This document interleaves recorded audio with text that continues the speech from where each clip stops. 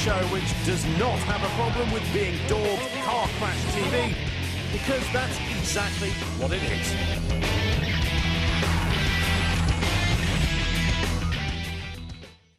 We start this time in Northern Ireland, a part of the world where they love more than their fair share of motorcycle racing, but unfortunately get more than their fair share of rain.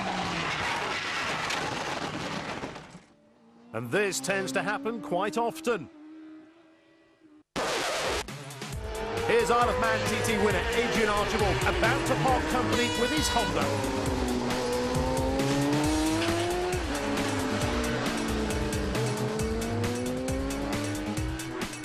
A classic low side brought on by the wet conditions. He gets up, but his bike has given him a love bite on the neck. Explain that one to the missus.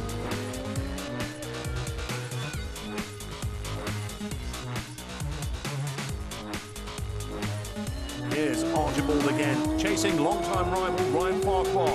They both find a way of stopping without relying fully on their brakes.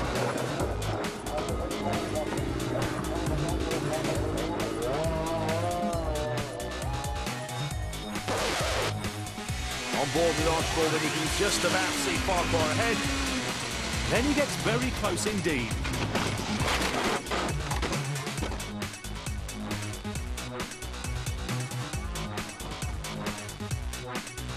Let's look again as Archibald tries to gain ground, but brakes far, far too late. Nice to see, though, number 22, Gordy Taylor, stop to check if they're both okay.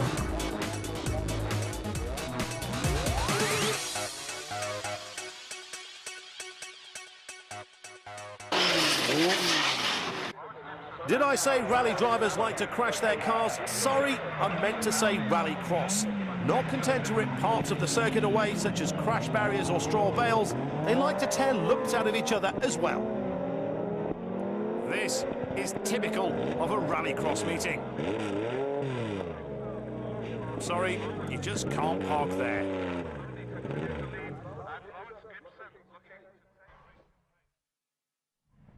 I've just been handed a note suggesting I'm coming up with some sort of conspiracy theory regarding rallycross drivers and crashing. Well, here's some more proof. This is multiple champion and rallycross legend Dermot Carnegie. Ah, their arms are all tired from that flag waving. This is, in fact, a rubber reunion, when the tyres on Dermot Carnegie's car decide to get together with the tyres which make up the barrier.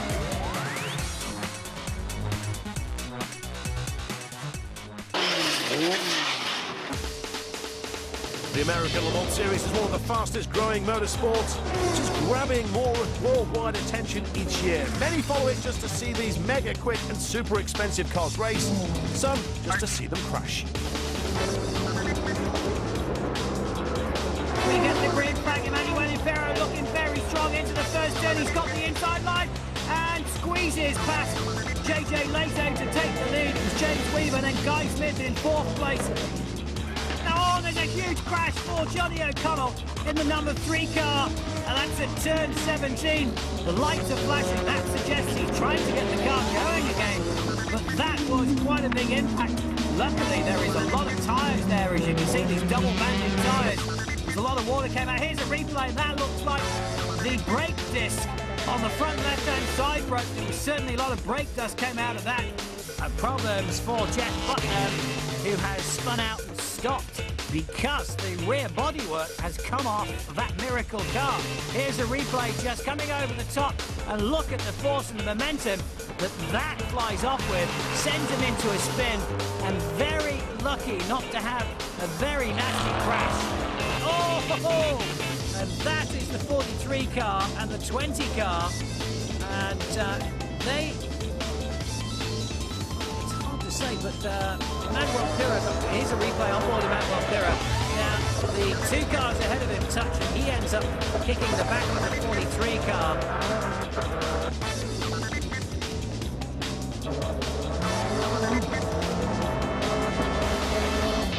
Oh! Problem! And he's gone off. Oh, he's been hit.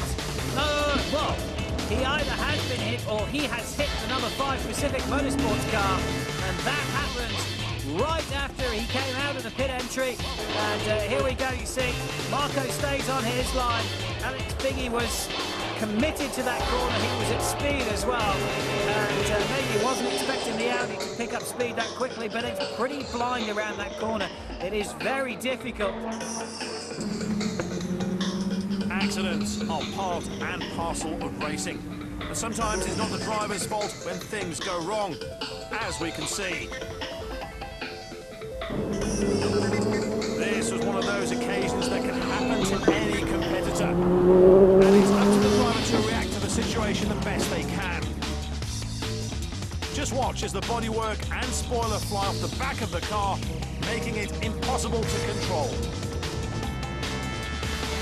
It was 175 miles an hour when I hit the camera on the wall, and we got a lot of damage. I hurt my neck quite badly as well, so it's been very sore, and also the knees. So it hasn't been easy 10 days, but it's getting better now. Oh, that's a fire for the number 37 car, Liz Halliday, just towards the pit entry. A lot of smoke, big fire on board that Lola, and this little car is alight. Well, Liz still inside the car now, the flames are engulfing it, and that's blocked off the pit lane. She gets out rather quickly, and the car now rolling back onto the track, which is rightly or wrongly trying to stop it going back into the uphill section of the track. As always, the safety workers and the fire people are so quickly at hand on the track, and the team watching avidly inside the pit lane at what's going on. We saw on the in-car camera she had some smoke coming up to the cockpit. We didn't know really what it was, and then the outside shot showed a pretty, big fire in the back. So I don't know what happened. We, had to wait to get her back to see what happened. Hopefully she's all right. I think she is, but it's too bad. We had a really good race going on. Liz was just doing her thing, and it's too bad. But oh well. Away we go, and it's 3 abreast into turn 1. The side deck in the middle. James Weaver on the outside. JJ Leto coming through. There's been a crash. They've touched together. Leto hard into the tyre barriers. Big damage to the Audi on turn 1 of lap 1 of the Petit Le Mans. JJ Leto shakes his head. The side deck crippled also, and along the side of the track, James Weaver has got away cleanly.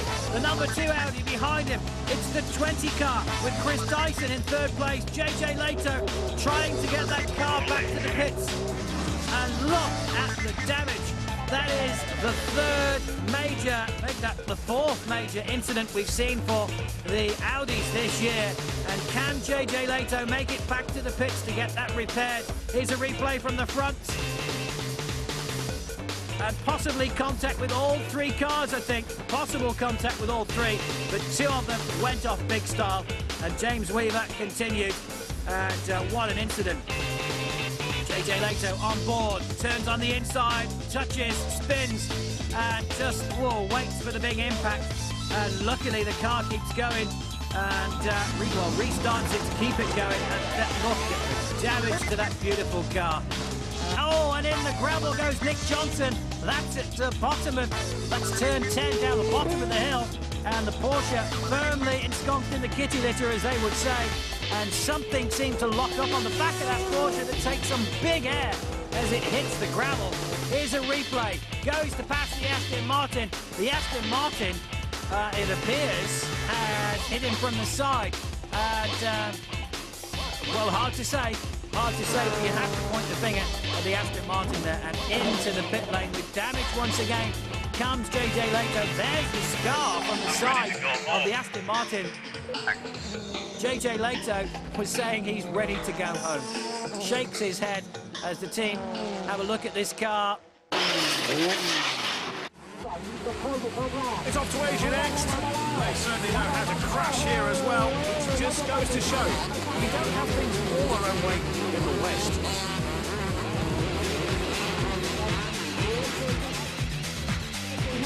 The opening lap of an Asian motocross championship race.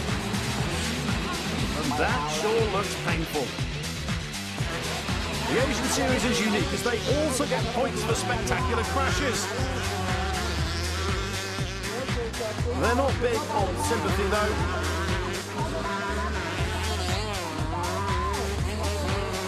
The marshal makes sure the bike is okay.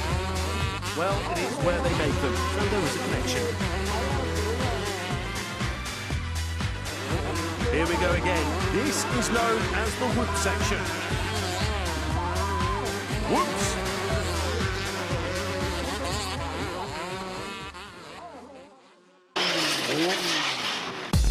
Now the crazy parking competition. Some nice waving, and we'll give that piece of parking 7 out of 10.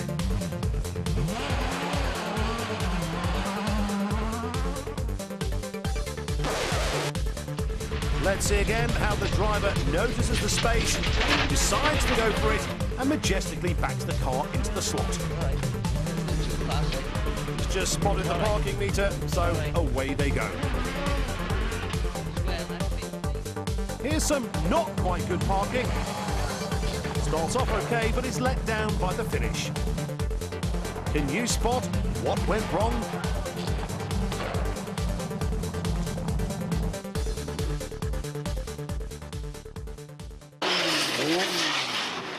Sometimes racing drivers fall asleep at the wheel.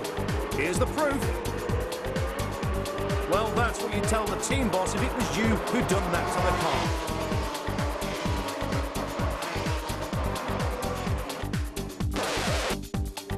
Yeah, boss, just went around the bend and sort of nodded off. That's all for now from Crash. See you next time.